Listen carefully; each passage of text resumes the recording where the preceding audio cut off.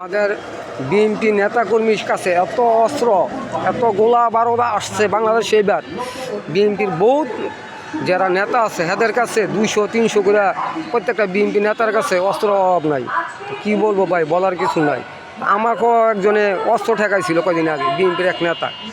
কিছু কিছু বিএনপির গোলা বাইনে কোমরে 2-3টা করে জিনিস রাইকেল চলে, লোয়া রাখে।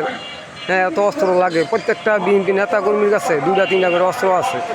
এত অস্ত্র বাংলাদেশের জীবন আমরা 17 বছর এত অস্ত্র দেখি নাই যে অস্ত্র বর্তমানে দেখি।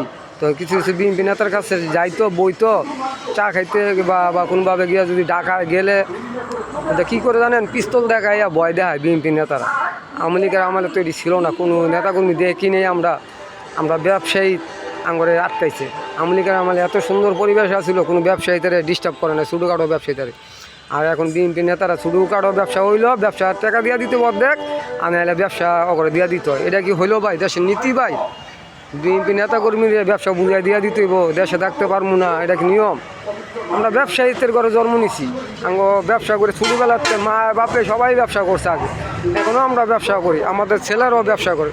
এই ব্যবসা নেওয়া নিলে গিয়া কিছু বিএনপি নেতারা উইটা নামছে, পিস্তল কোমরে লইয়া জায়গায় জায়গায় কাম করে। দেখি ভাই কি সুন্দর সুন্দর পিস্তল,